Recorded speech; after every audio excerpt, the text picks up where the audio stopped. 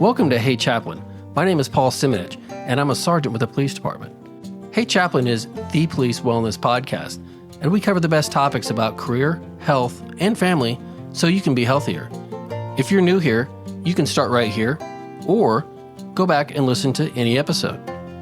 There's so much experience and wisdom that does not naturally filter its way down to every patrolman, and we'd like to fix that. From the LAPD to Scotland Yard, the guests on Hey Chaplain give you their hard-earned wisdom so that you don't have to reinvent the wheel. I'm a listener of the show, and I had several burning questions. I wanted to know more about the captain of the ship. I just want to interview you and put you in the hot seat for a few minutes. Okay. Kind of flip the table and point the microphone in the other direction. I just thought it would be fun to interview you on your own show. All right, then let's get part 2 started. What's your next question? Is there a tell from officers if they are having issues or difficulties? Oh, yeah.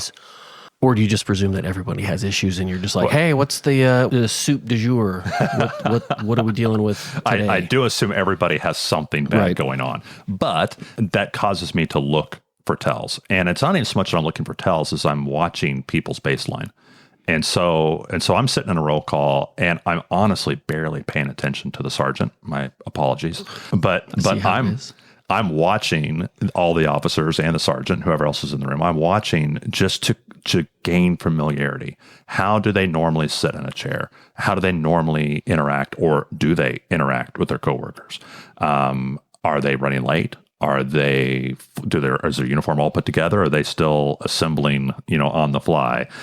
Some people do that. Right. And not to say that any of that is good or bad. You don't have to show up 10 minutes early to work in order to be healthy. But if you normally have a pattern and you deviate from that pattern, that's what the chaplain's looking for. And so there are plenty of people who have the mean old gruff cop persona. And some of them, that is the biggest fake. We had a person, I won't even say their name or rank, but they were the meanest, grumpiest person I've ever met until they retired.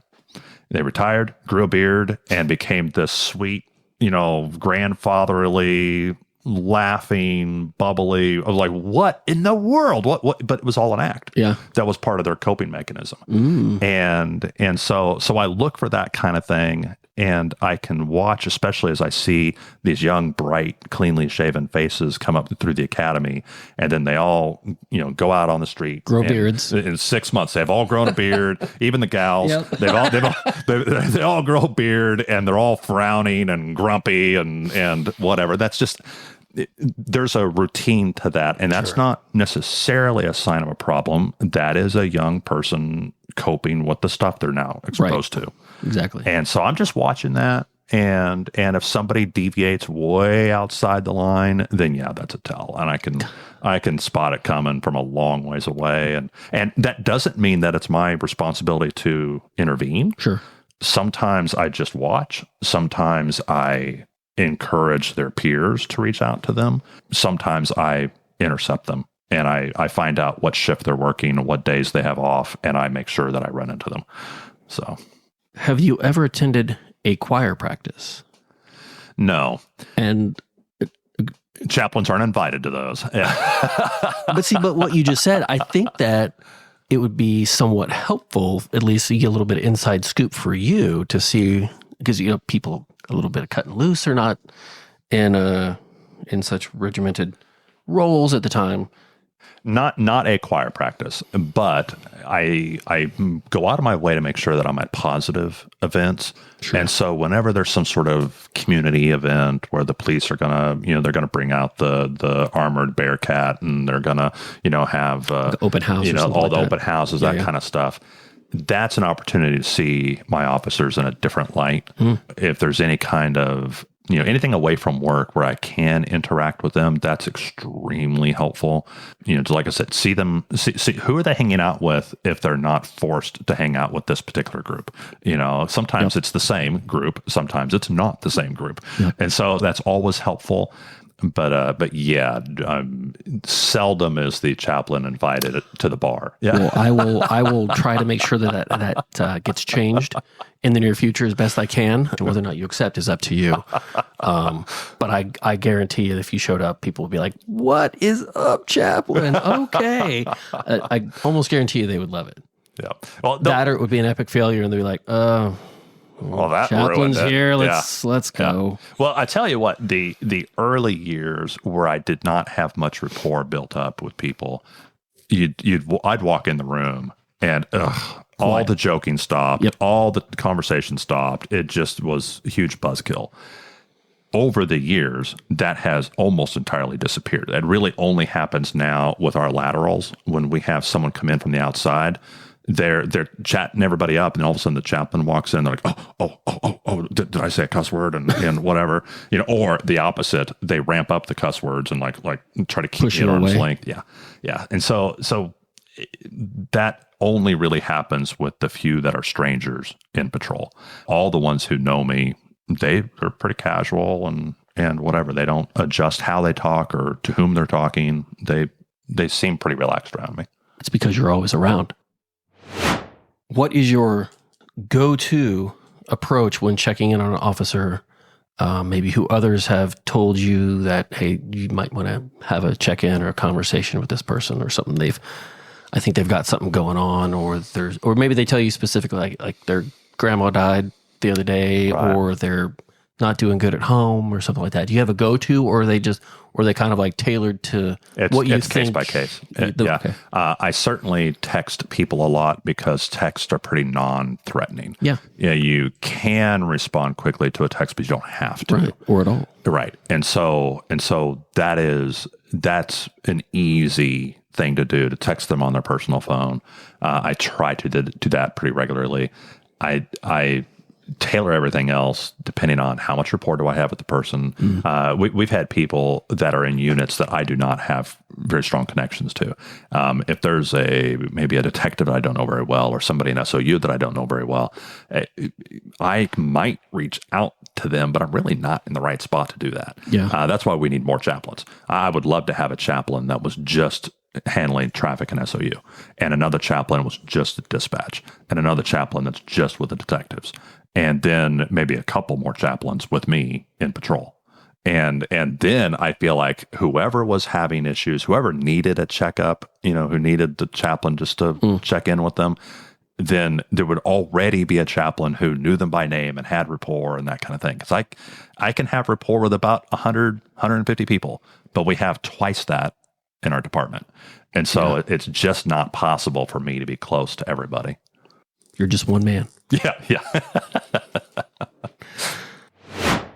I think a lot of officers feel apprehensive about being broken, being either exposed as broken, or I guess coming to terms with the fact that there's something that they need to get out to that I wouldn't say fix their life, but I think a lot of police officers will look at that as like there's something wrong with me and I messed up, but I don't want to tell anybody about that. So unless, it gets to the point where I'm drinking myself into a black hole and not making it to work the next day and coming to work hungover and this and that, the other thing, until it becomes a blatant smacking everybody else in the face problem.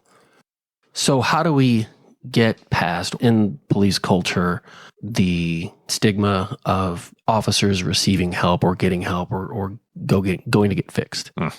I would like to see all of us, cops, chaplains, everybody, I would like to see us talk a little more openly and a little more clearly about the difference between an injury and a disorder.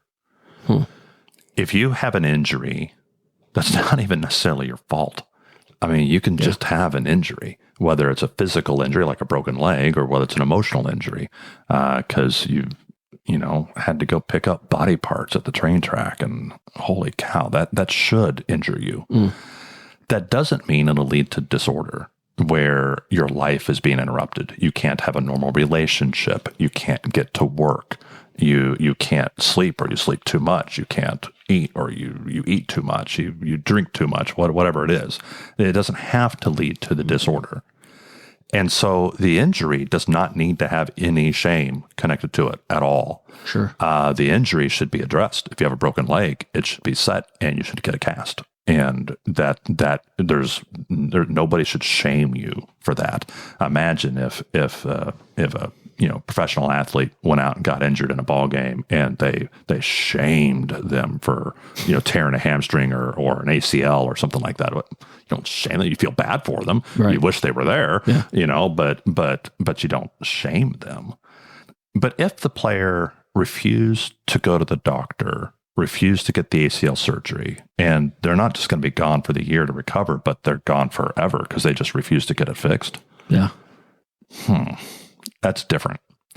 And not that you would shame them, but just that we should be encouraging people to get injuries addressed. And so when we hear people say that they want to kill themselves, when you see dead children, when you have horrible stuff happen, that should injure you. That makes you human. And no one expects you to be a robot. Nobody expects you to be bulletproof.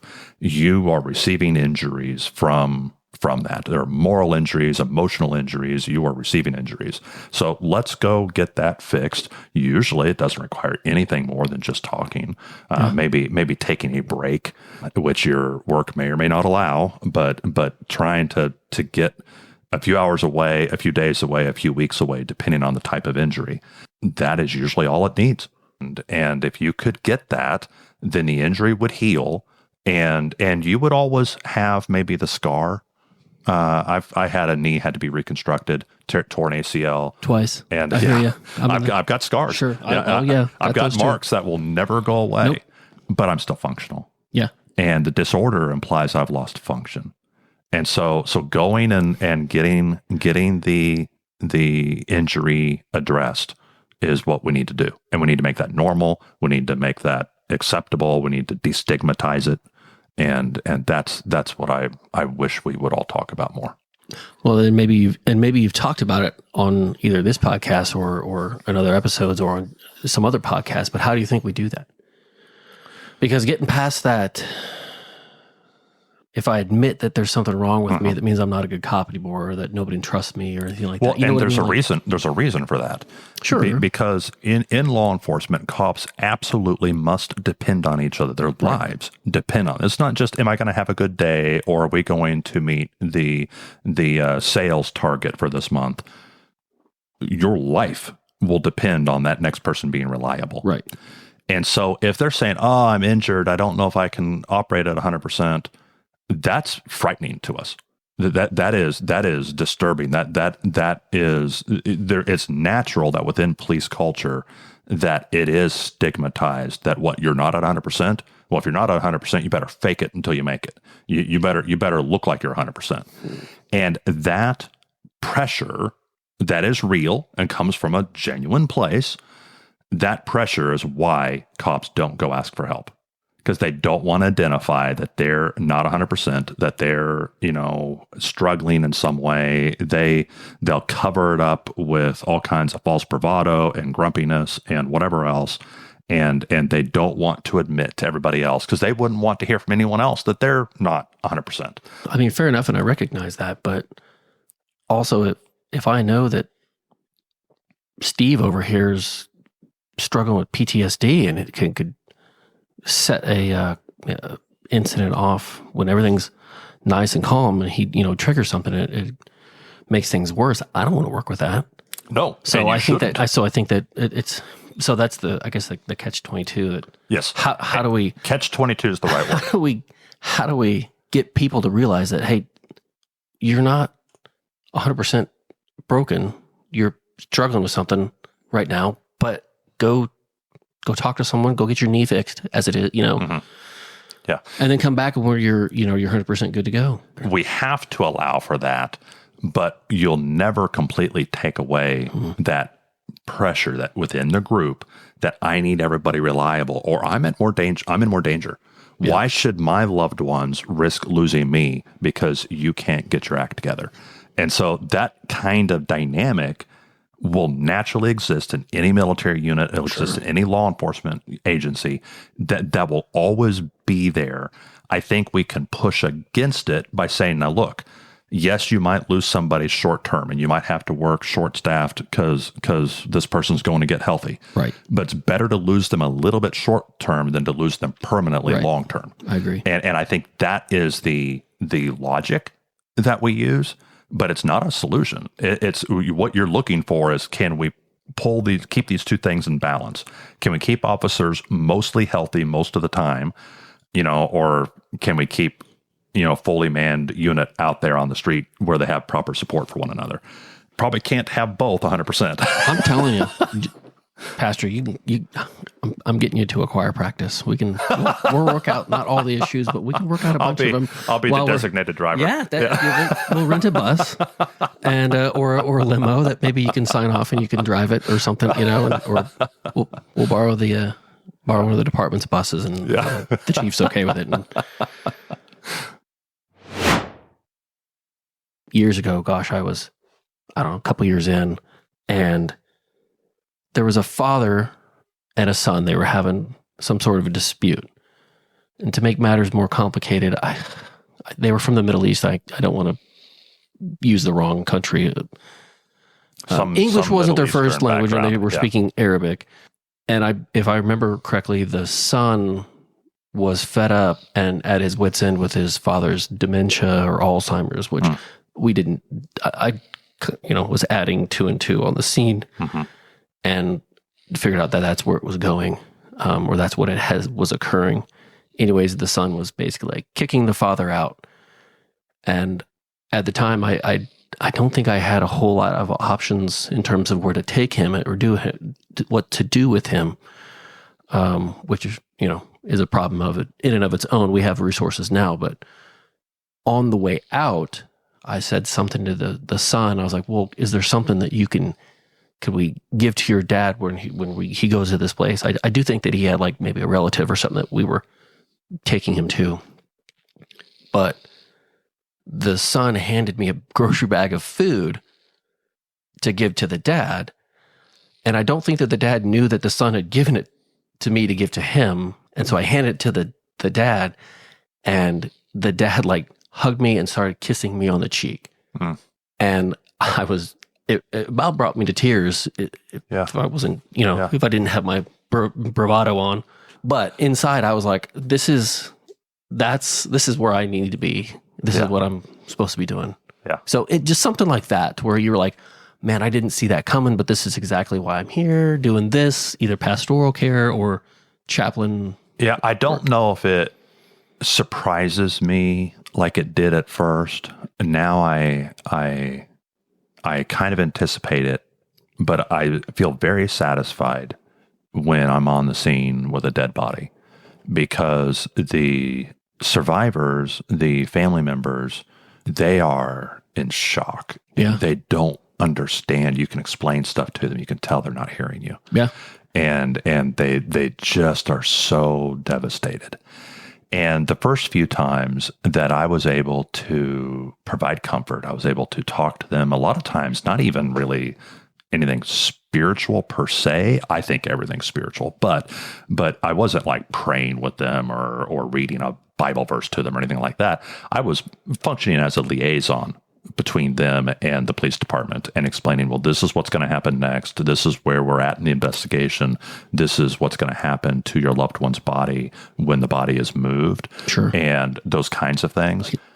And that affected people. And I remember feeling not very helpful until suddenly they turned with tears in their eyes and hugged me, and they were so grateful. And I'm like, man, I didn't even do anything. I didn't even read the 23rd Psalm or anything. I didn't do all the stuff that I thought I was going to do as a chaplain. I just was helpful and patient and spent most of my time not even talking, but just being with them. Yeah. That has made a difference. You've called it the ministry of presence, I think is yes. Is what you've used in the past, which I like, by the way. I mean, I don't get to necessarily employ that as much in our field, but sometimes we do. It comes up every once in a while.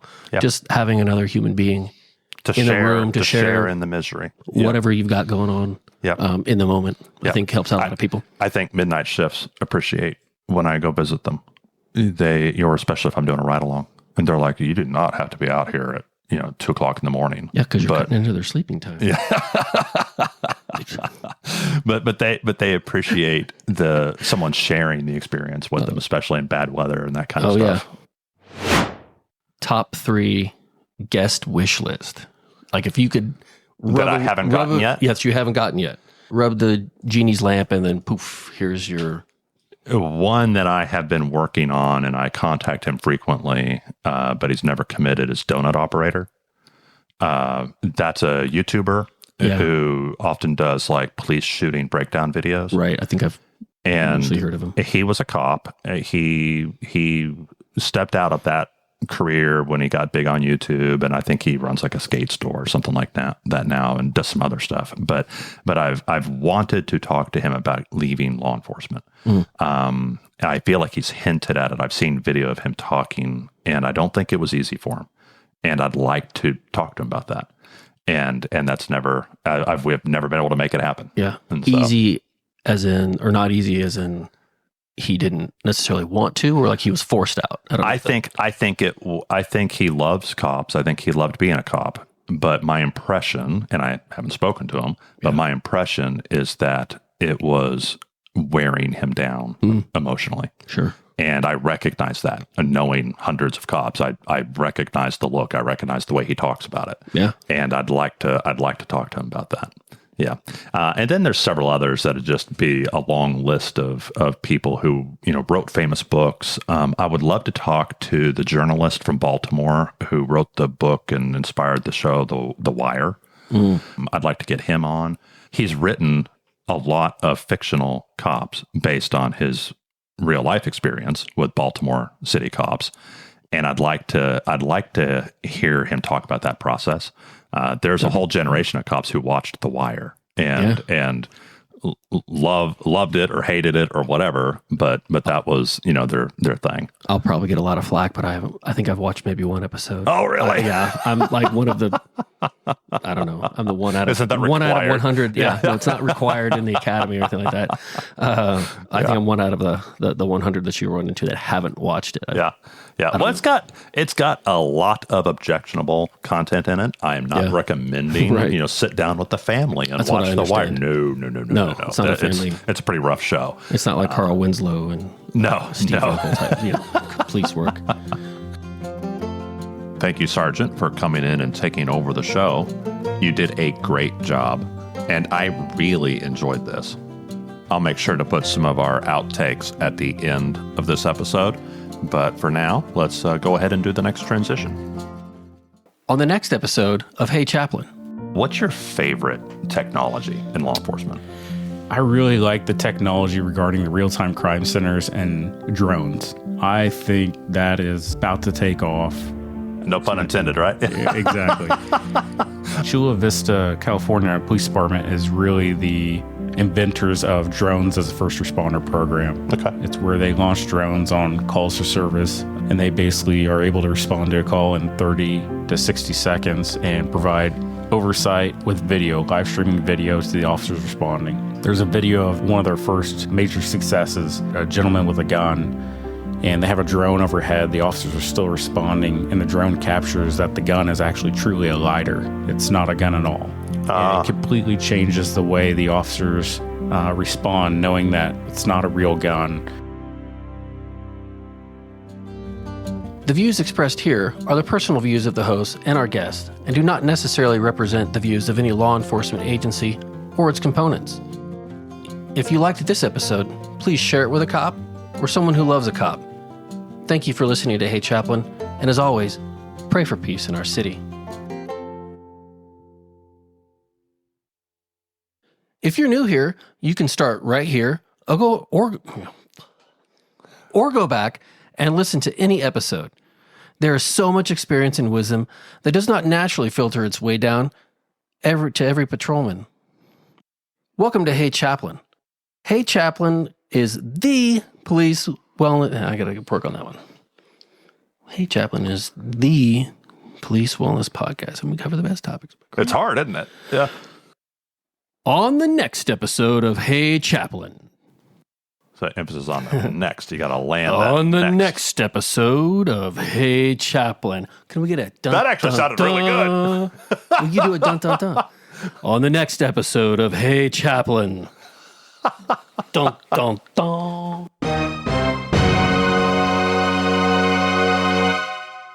Welcome to Hey Chaplain. I'm reading a romance novel. Yeah, I'm reading a romance novel. Welcome to Hey This Chaplain. is Barry White. Yeah. Welcome to Hey Chaplain. That's so creepy. I'm going to end up in jail if I keep talking like that. People calling me.